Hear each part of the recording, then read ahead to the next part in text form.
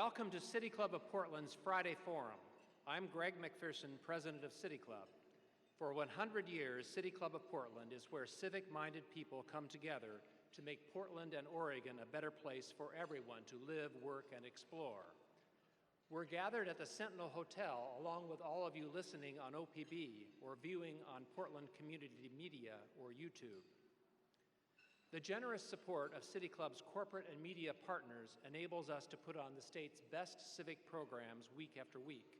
Our media partner is Oregon Business Magazine, and our current Friday Forum sponsors are Bank of the Cascades, Stoll Reeves LLP, Family Care Health, Russell Fellows Properties, and The Standard. In addition, Corpac Construction is a sponsor for this Friday Forum program. Please show our appreciation for all of them.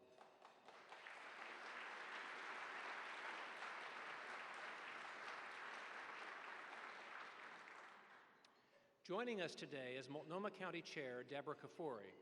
Chair Kafoury will present her annual State of the County address, an assessment of Oregon's most populous county. Multnomah County provides support for homeless families, public health services, assistance for veterans, the elderly, and the disabled, as well as maintaining key transportation infrastructure, including many of Portland's downtown bridges. She will review the work the county has done over the past year and look ahead at the next year's priorities. Chair Deborah Kafoury learned early on that one person can make a difference. After watching her mother open their Northeast Portland home to women escaping domestic violence or families with nowhere to sleep. Her parents both held elective office. Those early lessons shaped a deep commitment to public service. After graduating from Grant High School, Deborah earned a bachelor's degree in English at Whitman College. Returning to Portland, she followed her parents' example of elective service, winning a seat in the Oregon House of Representatives. There, Deborah's talents were recognized as she quickly became House Minority Leader. It was my privilege and pleasure to serve with her in the House. Deborah left the legislature then to focus for several years on raising her 3 children. She was elected to the County Commission in 2008 and in 2014 to the position of County Chair. Please welcome my friend and former colleague, Multnomah County Chair Deborah Kafoury, to City Club.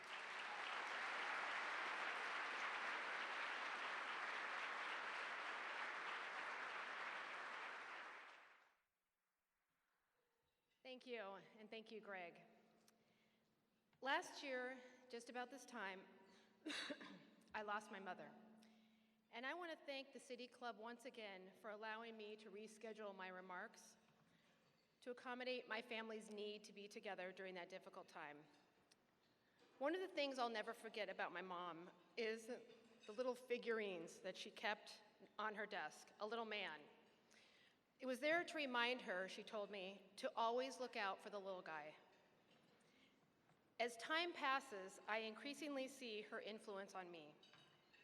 The way she taught me to define success by your ability to help other people, to pursue integrity through your commitment to do what you say you're going to do, and to never forget that true democracy is one that serves the people before the powerful. I begin today with thoughts of my mother for 2 reasons. First, it is impossible to be here a year after her passing and not think of the woman who shaped who I am. And I take secret joy that it scares my husband that I'm becoming just like her every day.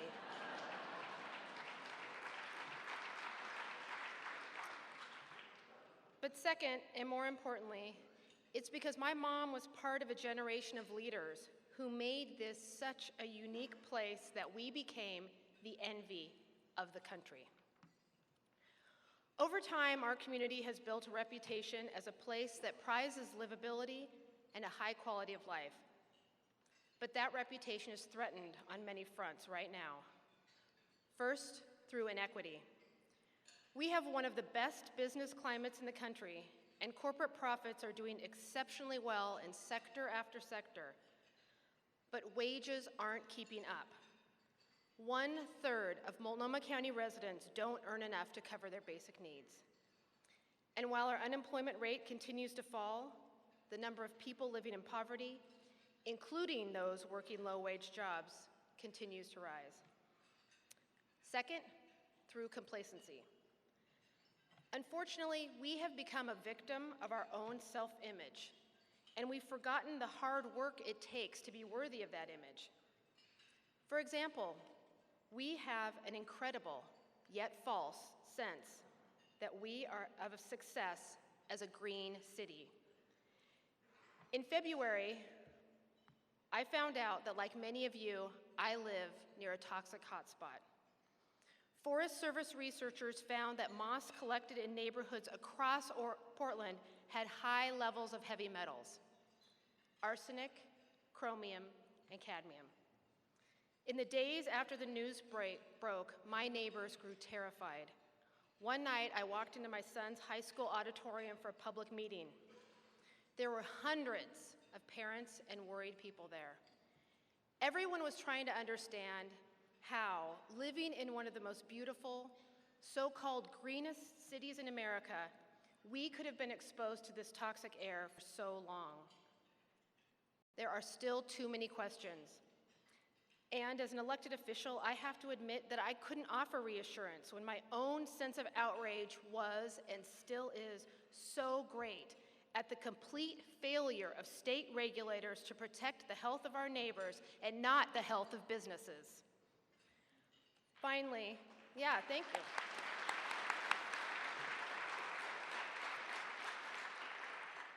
Finally, not dealing with the new problems caused by our previous success is putting our community at risk. The fact is, people want to come here, and they're moving here in droves. It is foolish to fight market forces which are driving up home costs all across the region. But we need to work with developers to ensure a better supply of truly affordable options. Connected to the crisis we see at Multnomah County for people without housing, which I will talk more about in a minute, is a second, far larger housing crisis, which is causing the breakup of historical, racial, and cultural centers. It is making more and more people feel strapped to cover rents that already stretch tenuous household incomes. And it makes home ownership almost impossible on average salaries. We may still be a bargain for those fleeing San Francisco, but if political leaders and developers don't come together soon, we are in real danger of becoming just like the place all those people left behind: overpriced and overcrowded. The real question that we face as a community is the same one we struggle with at Multnomah County. What are our priorities? I feel privileged to work with so many people at Multnomah County who keep pushing for fair housing, for high-quality health care, and an end to racial discrimination and injustice. I work alongside 6,000 of the most passionate and dedicated public servants in the country. I have seen how much we can do when we move from saying we should to we can and we will. The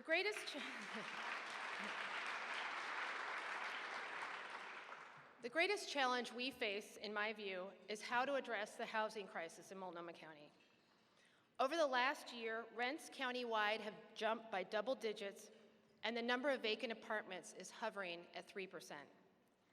The cheapest two-bedroom apartment is more than the take-home pay of a minimum wage worker and more than the benefits of a single parent with 2 children on temporary cash assistance. That's why people increasingly need rent assistance and help finding a home. But providing these services is getting harder. We must find ways to include affordable units in the multi-million-dollar developments that are rapidly changing our neighborhoods. We need to work with private developers to increase the supply of affordable housing for renters and buyers. We must also keep rent affordable. Otherwise, sky-high rent increases and no-cause evictions will push more people to need help. People who've lived in neighborhoods like Lentz, Albina, and Cully for decades are finding it harder to keep up with the rent. And as they are forced to leave, looking for a cheaper place to live or doubling up with a family member, they take with them the culture and community that makes these places special. Finally, we need to be creative in how we help people who have lost their homes. I've invested county dollars to get people into housing and to prevent them from losing it, because every dollar that we spend putting a roof over someone's head is many dollars that we won't have to spend helping someone cope with the trauma of living on the streets.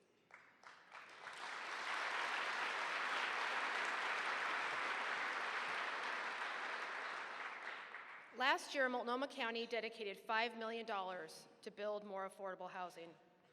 We also expanded property tax exemptions for developers who set aside 20% of their new units as affordable. The Portland Housing Bureau expects that this tax incentive alone will produce as many as 300 units every year. And earlier this month, the Oregon legislature passed a package of bills that will ensure tenants get 90 days notice before a major rent increase and allow the city of Portland to require developers to set aside a portion of new units as affordable. Commissioner Dan Saltzman and I pushed hard for the legislature to make these changes because for too long, our hands have been tied by statewide preemptions and gridlocked politics. While I'm happy to see movement in Salem, there is still much more that needs to be done. And I think the work that we're doing here locally by bringing together cities, county, businesses, and nonprofits is an example of how to overcome politics and get things done. Last year, Mayor Charlie Hales and I set a goal, an audacious goal, to end veteran homelessness by the end of 2015. And we did it.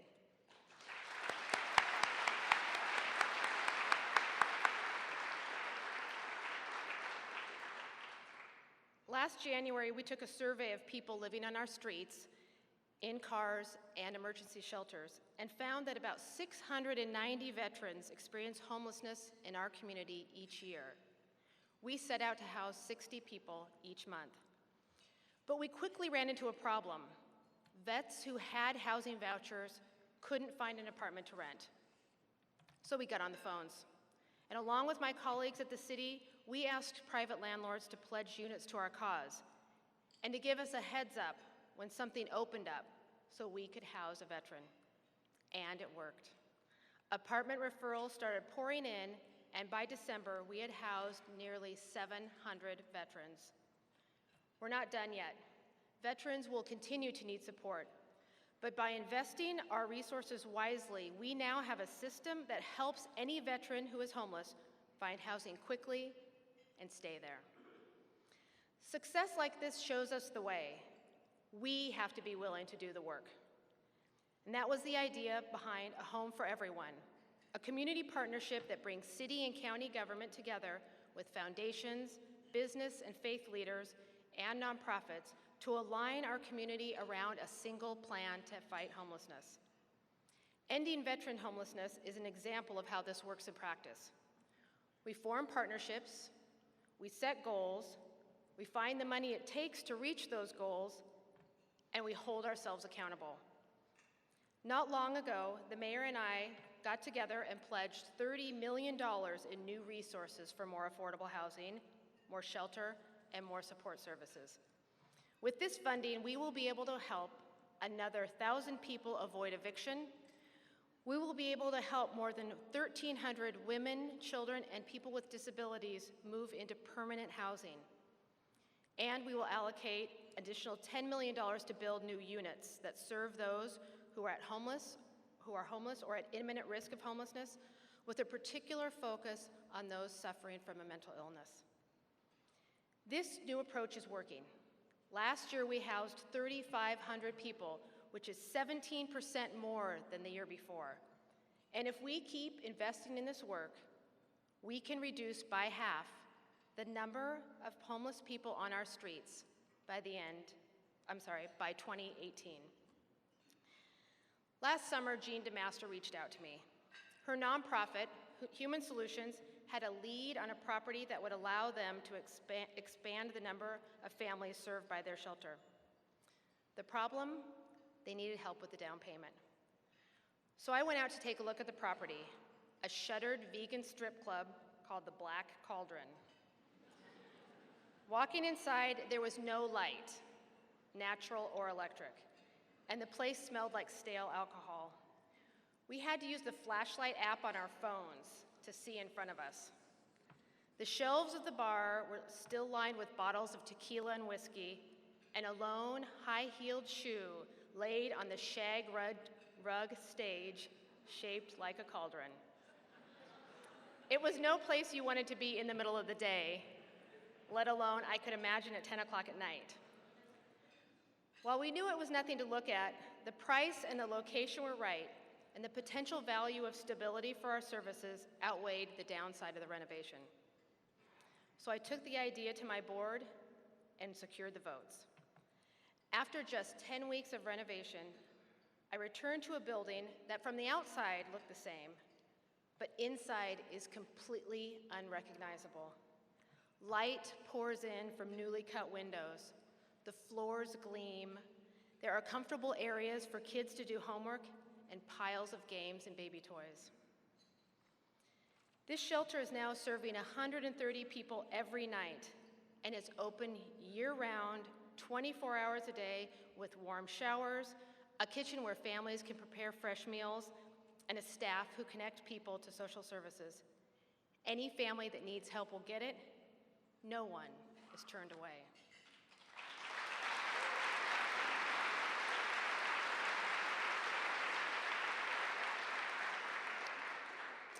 Before this, families had to pack their things and leave every morning, and the shelter was only open in the winter.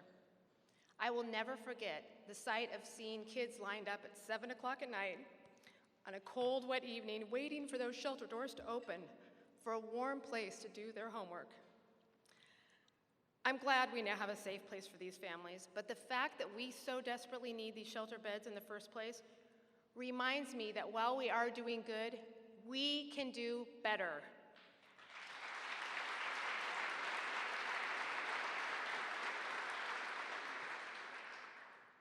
I-site housing is our greatest challenge for 3 reasons. First, as it has already been made clear, because the problem is so large, driven by economic forces beyond our control and affecting so many people in our community. Second, while the economy is good, we have the opportunity to make limited new investments now, which will allow us to serve more people in the future. And third, we can't plan on things being good forever. Sooner or later, an upturn is followed by a downturn. And when that happens, we will see more people losing their housing, many of them ending up on the street.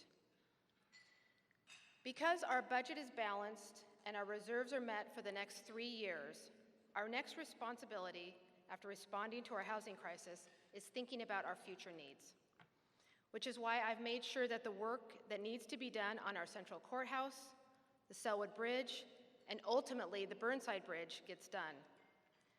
Last month, I was proud to stand on the deck of the new Selwood Bridge, surrounded by thousands of our neighbors, and celebrate the opening of the seismically safe Willamette River Bridge.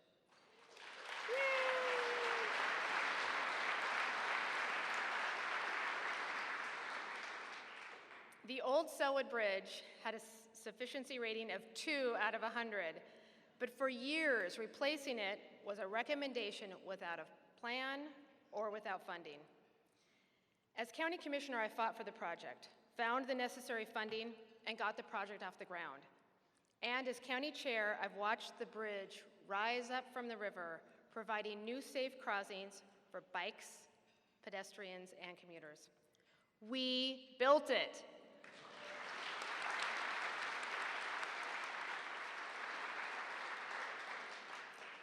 But our work isn't done.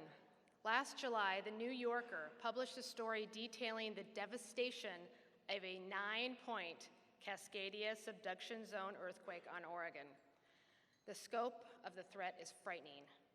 But I think it shows how important it is to be prepared today. Before The New Yorker put this issue front and center, Multnomah County was already working on a capital improvement plan for our Willamette River bridges. Last month, we kicked off a study that will find the most cost-effective way to make the Burnside Bridge a safe, earthquake-resistant lifeline for our first responders.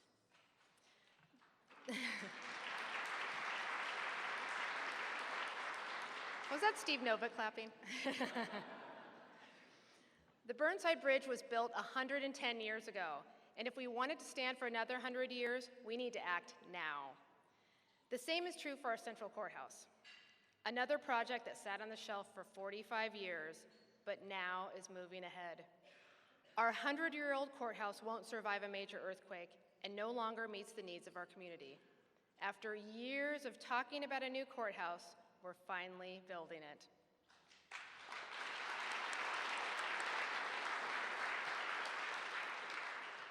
We're also moving ahead with a new health department headquarters located in Old Town. This project will make sure that our downtown clinics, labs, and offices will be seismically safe and bring jobs and economic vitality to a neighborhood that needs them. I want to take a second to thank Commissioner Loretta Smith for making sure that our new health department building will continue to bear the name of former Multnomah County Chair Gladys McCoy, the first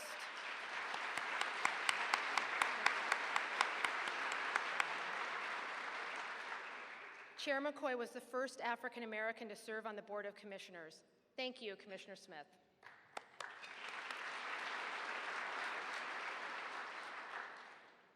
Last year, we reduced the complexity and cost of taxes for small business owners, allowing them to invest more in our local community and in jobs for local residents.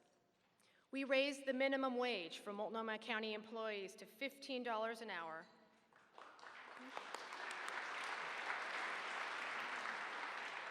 And the Oregon legislature followed suit, raising the wage for all Oregon workers.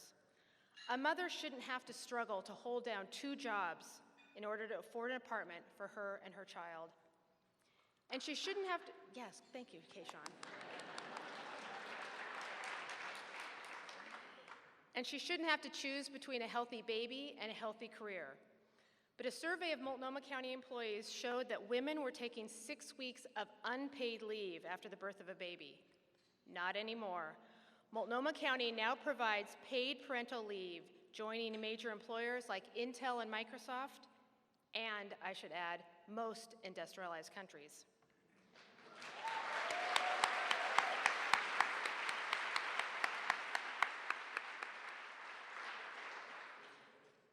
We are also continuing important investments in our kids. This year, we are expanding a partnership with the Community Healing Initiative to provide culturally specific services and mentorship to gang-impacted youth. Nonprofits POIC and Latino Network connect kids with mentors who help them develop personally and professionally. One of the strongest relationships mentor Randall Wyatt has had the pleasure of building is with Keyshawn. He's a kid who's seen a few ups and downs, but he's been making steady progress over the past 6 months. Wyatt got Keyshawn into a recording studio where he was able to hear his voice on a professionally recorded track, something the two hope to do together again. A few months ago, Wyatt and Keyshawn went to the Multnomah County Library to fill out a job application. A few weeks later, Keyshawn was called in for an interview, and thanks to his charm, optimism, and smiling face, he was offered a job at Chipotle.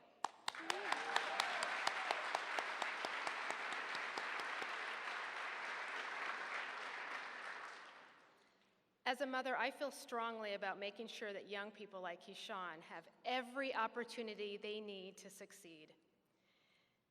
This year, we brought the SUN program to schools in the Park Rose, Gresham, and Reynolds school districts, bringing the total number of SUN schools in Multnomah County to 87.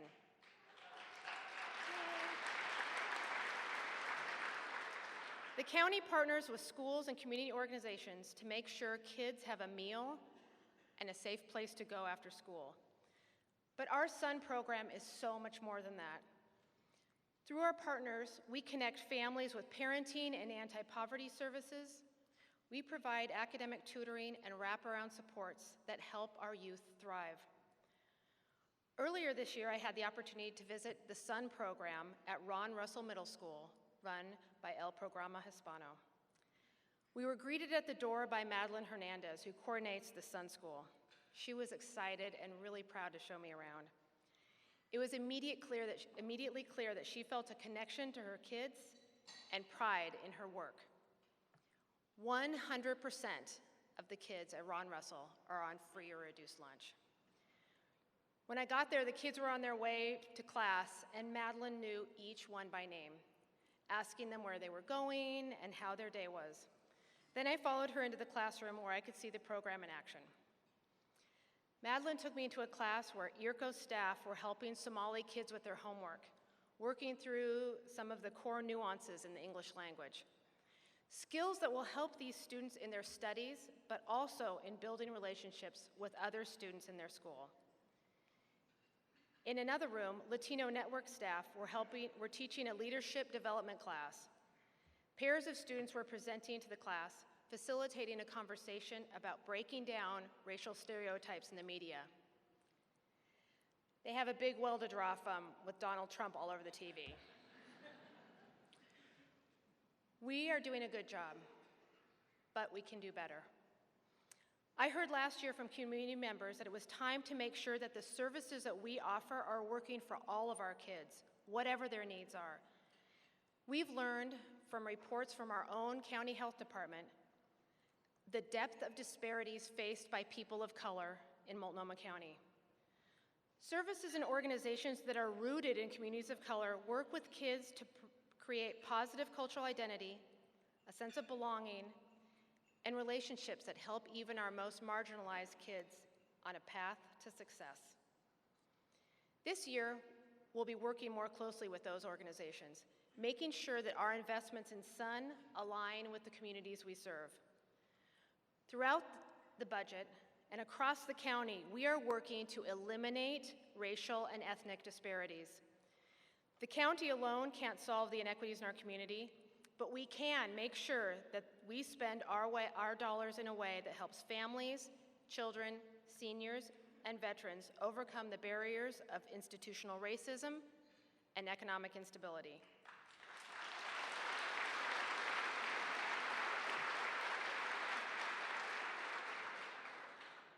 Last year, the county expanded our school-based mental health network, increasing the number of students we help by 19% to 1,700. Nearly 50% of these kids are students of color. And this year, we've also increased the diversity of our staff so that we can ensure that kids are provided with a sense of safety and a sense of belonging. These children are witnessing crimes and experiencing trauma that many of us can only imagine. Having mental health counselors in their schools helps kids cope and heal. One student witnessed a murder outside of her home. The terror she felt when she saw the gun, heard the shots, and saw the body fall haunted her. She couldn't concentrate on her studies, she couldn't eat or sleep, and the stress put strain on her relationship with her family. She began to isolate herself, and her family did not know how to cope. They didn't have the resources available to them in their native language of Spanish. But a county mental health counselor helped this student stabilize her emotions and fight the symptoms of PTSD. Her counselor brought together the district attorney's office, a Gresham police detective, teachers, school counselors, and others to help her cope. She still feels nervous, but now she can sleep. As the county health authority, ensuring our kids are healthy and safe is a central part of everything we do, and whether it's our work in schools, in housing, or in public safety. All of the work that I've talked about so far today is thanks to Multnomah County's incredibly dedicated employees. Every day they come to work determined to make someone's life better, to make their community safer and more equitable. I am lucky to serve with such talented, committed people.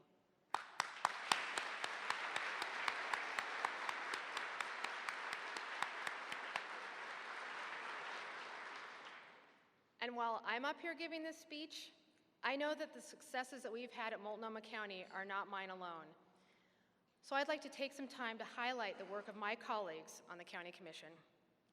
As many of you know, 3 of the commissioners will leave the board in January, capping distinguished careers serving Multnomah County. During her time at the county, Commissioner Judy Shiprack has fought to improve all aspects of the criminal justice system. She cares passionately about public safety being fair and equitable. She is a relentless champion. By dedicating herself to improving our local justice system, she led the county to seek and win a grant from the MacArthur Foundation to reduce our community's over-reliance on jail. Thanks to Judy's focus, the county is working to reduce racial and ethnic disparities and divert people who suffer from mental health issues into the appropriate health care.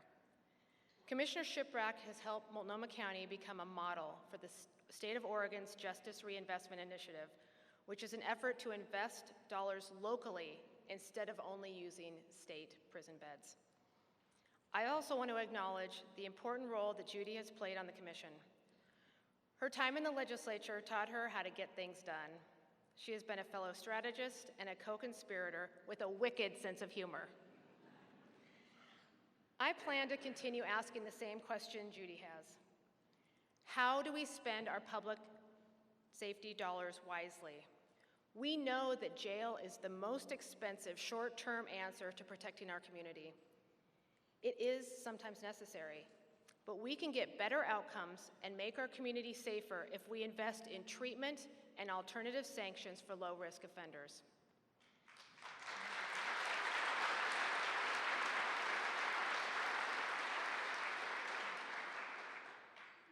But our work doesn't stop with the budget. We must also hold our criminal justice system accountable. The turmoil in our sheriff's office is deeply troubling, and it is becoming a distraction from the important work we need to do to keep our community safe. I want to thank Commissioner Loretta Smith for pushing for answers from the sheriff's office about the deep racial disparities in the treatment of jail inmates.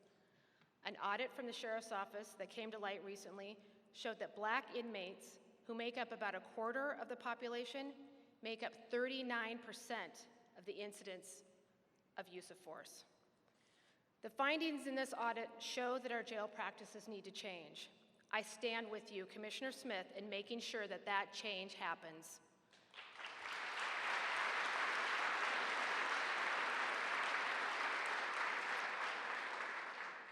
I also stand with you on our $2 million investment in Promise Neighborhoods, an initiative that you championed that is providing targeted wraparound services to children of color in East Multnomah County, with a focus on improving graduation rates, school attendance, and positive family engagement.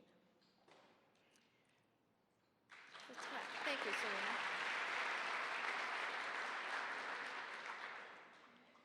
Commissioner Diane McKeel has also dedicated her time in office to issues close to her heart. She focused the county's efforts to ensure that veterans get the services and the benefits they need. She made it easier for veterans to get help. She's also the one at every board meeting who asks, how will this affect East Multnomah County?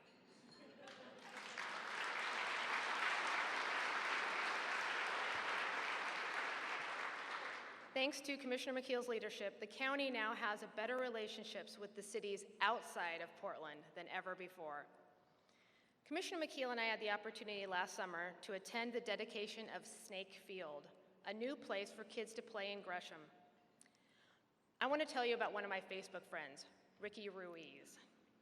In 2014, Multnomah County and the city of Gresham applied for a Promise Zone designation from the federal government. We didn't get that designation, but that didn't stop us. And it didn't stop Ricky. Ricky grew up in Rockwood, sneaking over the fence to play soccer with friends on a vacant field. They used anything, backpacks or books, as goalposts. He dreamed of a professional grade field for kids in the neighborhood, but how? Who was gonna pay? Ricky didn't say, I'll wait in line until it's my turn. He said, I'm gonna get the money myself. Become a dumping ground for dirty diesel engines that are illegal in Washington and California, and it shows in our air quality. Multnomah County has one of the worst exposure rates to diesel pollution in the country, which is especially harmful to children. Locally, we are doing our part. Multnomah County cleaned up our diesel equipment. Mayor Hills and I, along with the Port of Portland and Metro, are committed to passing clean diesel engine procurement standards for all city and county contracts by the end of this year.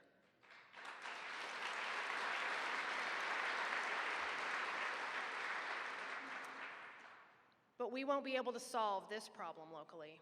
The state needs to step up and set an expiration date on dirty diesel engines.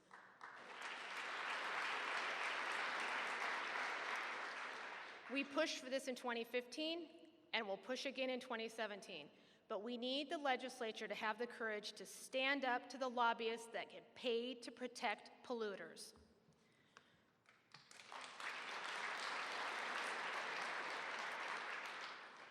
Too often, politicians lose sight of the people that they can help if they do the right thing.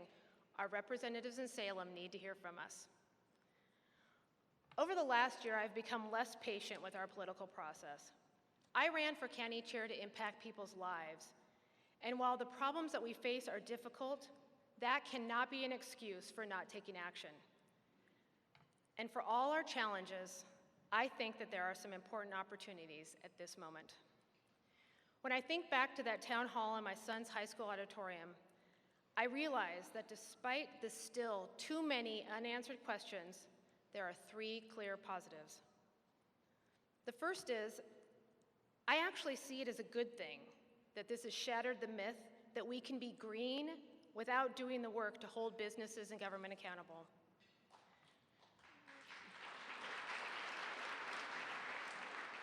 Secondly, we clearly sent a message that there are many people willing to get involved who just want to know what to do. And I think that's as true in housing as it is in air quality. This community is full of good people who just need the information and organization. The third fact is that it underscores something that I've felt for a while, that we here in Multnomah County must be willing to lead the way. We led on minimum wage, becoming the first government in Oregon to put its workers on a path toward a $15 minimum wage.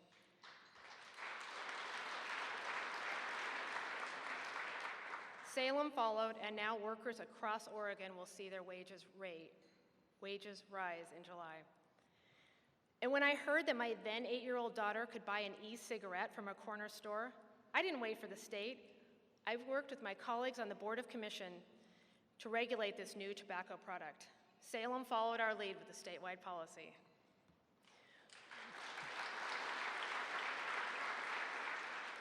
We are also implementing a licensing program for businesses that sell tobacco. The way you need a license to have a dog, sell a Christmas tree, or run a food cart. And while the state hasn't yet followed our lead, I have no doubt they will. And whether we're talking about the county leading on housing issues, or, if necessary, on air quality, I know that when we join together here in Multnomah County, we can drive the state to follow. Thank you.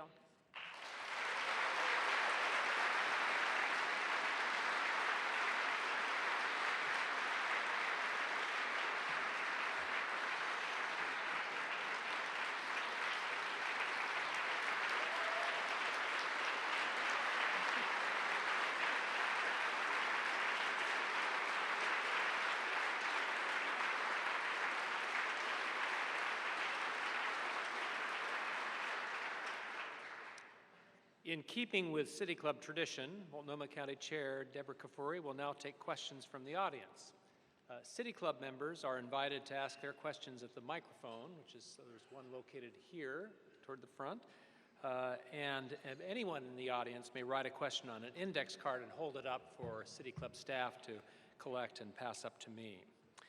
So let's take our first question, and the honor goes to Bill Dickey. Bill Dickey, City Club member.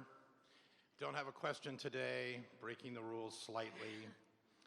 The membership drive today is important to me. The City Club needs new members. That's how we pay for this organization. And so if 10 members join today, then I will put their names in a hat, and one of those 10 members will get a round-trip airline ticket anywhere in the United States Alaska Airlines flies. So, It's the Golden Ticket Membership Drive. If you want to fly to Hawaii this year, join City Club today.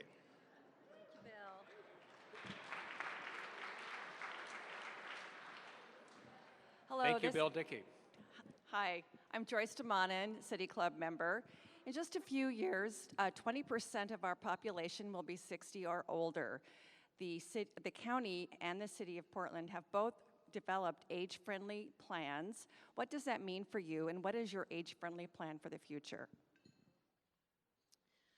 Well, at Multnomah County, thank you for that question. At Multnomah County, we value our seniors and our elders. We know that the work that they've done, my dad is nodding his head in approval, the work that they've done in our community to make us what the great place we are should not be looked away. We do a lot of senior services at Multnomah County, but we know that, as you talked about, because the number of people who are in the age bracket is going to grow, it's incumbent upon us to make sure that all the services that we provide have a senior-friendly element to it.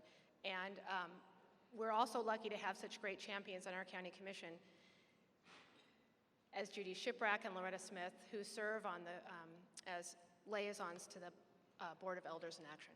Thank you.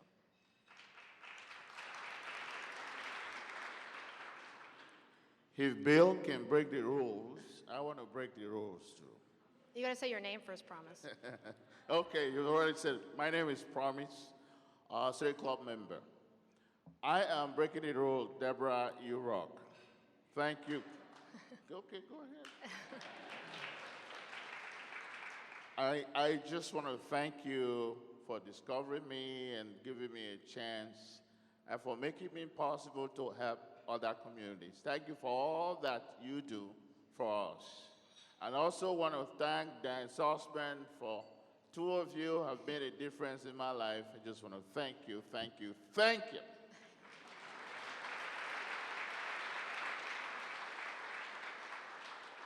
Hi, Robin Castro, City Club member.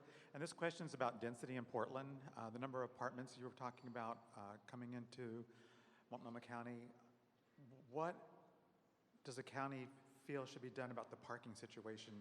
A lot of these apartments don't have parking. Thanks. Well, I don't like to say that the city or the county doesn't have anything to do with parking requirements, but we really don't have a lot of influence over the city on parking requirements. However, there's a table right here in front. You see these guys? In fact, I think there's a quorum of Portland City Council right here ready to tackle your question. Hi, Chair Kafoury. Thank you so much for being here today. My name is Raylene McMillan. I'm a longtime City Club member, and I work in government relations for Portland Community College, who's really happy to be here today. My question, yeah, Portland Community College. My question is a little bit more 50,000 feet up. I want to give you an opportunity, a little selfishly. My undergraduate work at Portland State University focused on gender and politics. And I just want to give you some space to talk about, because we're doing a really good job in Multnomah County and in the state of Oregon, approaching parity a lot faster than a lot of other states. But the United States as a whole still really lags. Can you just talk a little bit about your experience being a female elected leader, working alongside some other incredible female elected leaders, and what impact do you think feminine energy has on the legislative process? That's a great question. How about all the women elected officials in this room? Give yourselves a round of applause.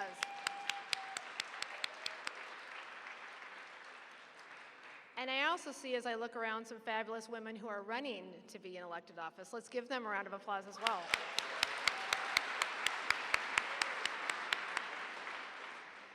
We are very lucky at Multnomah County. I mean, currently we have 4 of the 5 of us serving on the Board of Commissioners who are women. And I think that, as shown and evidenced by the work that we've been able to get done, it's pretty amazing.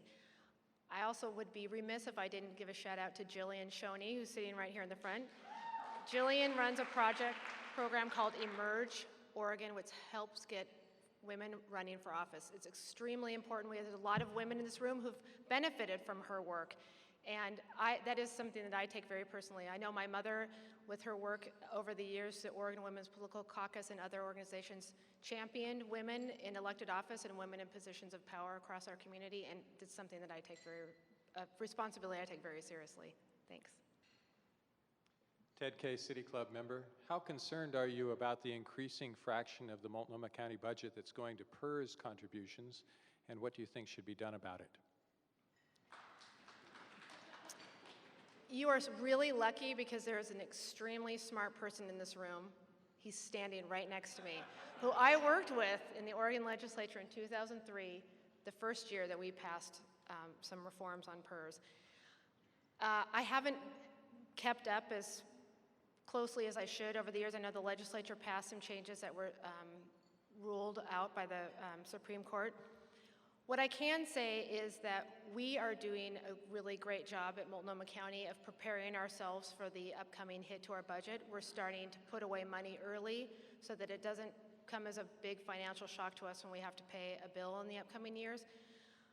And again, you know, I'm torn. I think that the employees who worked long and hard for public service deserve the wages that they have. In fact, they deserve to make more than they do.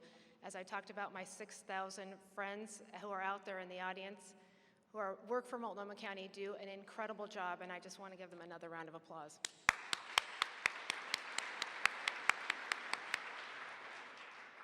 I've got an index card question in response to your comment about forming a regional air quality authority. Given that air can flow across jurisdictional boundaries, how large a local air authority would we need if the state fails to act? Well, right now, Multnomah County is working on an RFP to hire a consultant to help us look at exactly how we would go through this process. And it definitely would include working with Washington County and Clackamas County and Metro. And in fact, we've already started conversations with the other jurisdictions because this is a problem not just here in Portland, but it is around the Tri-County area. Again, I really believe that taking the pressure off of the state is not the right thing to do, but if the state is not going to act, I think that we don't have any other choice. Very good. And another index card question. The minimum wage increase addresses one driver of poverty, which is low wage rates.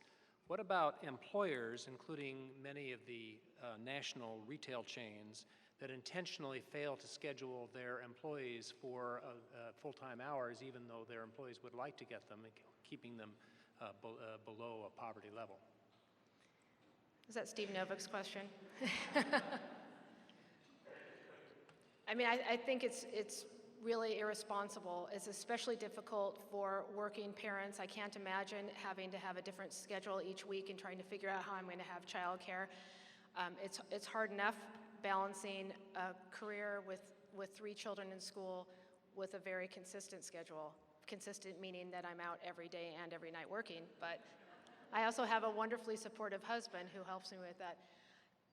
You know, I think that I don't know what role Multnomah County plays in that effort, except to say that we support workers, and if there's any way that we can be helpful to the people in our community who are working hard to make ends meet, we're here for you. With a question from the microphone. Leslie Johnson, City Club member. Thank you very much, Chair Kafoury. A couple of questions come to mind since we're in election season. I won't ask the hottest, most obvious question, but I've wondered how motor voter registration is going at the county level, what the numbers look like, if there have been any hitches or if it's going very smoothly. And I've also was reminded by a recent news report that people that get registered as voters that way don't end up with a party affiliation until they take some kind of affirmative action. What is that going to mean in the spring, and does it bring to mind the notion that we should be talking about an open primary again? Well, I first want to give the state and the legislators and Governor Brown a big round of applause for passing the motor voter bill.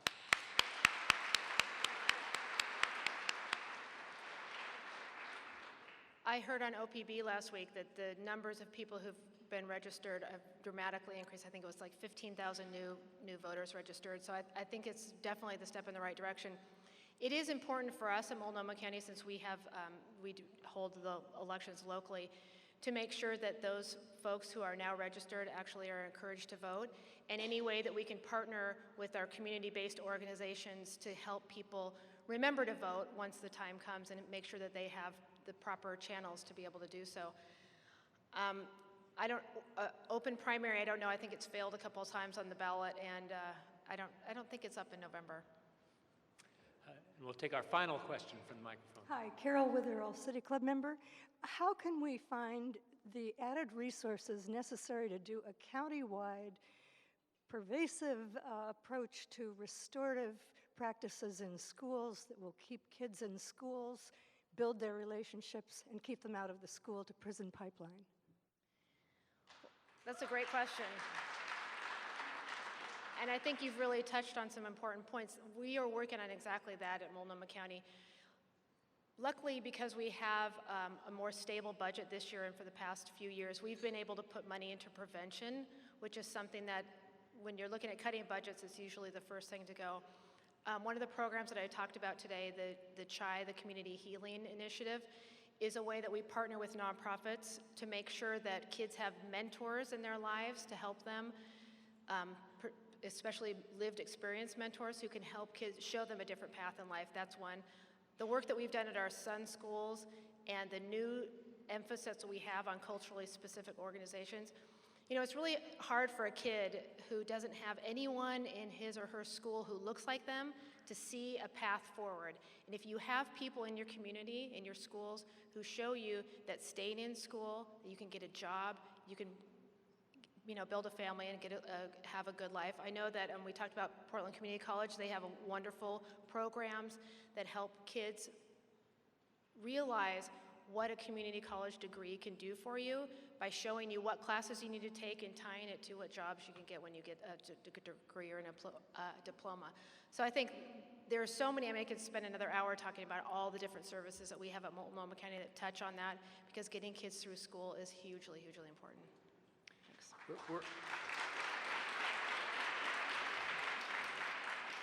We're out of broadcast time for further questions. As we close, please remember that due to that very generous offer you heard from Bill Dickey, today is a great day to join City Club. This is Greg McPherson, Board President for City Club. Please join me in thanking Multnomah County Chair Deborah Kafoury for her remarks. We're adjourned.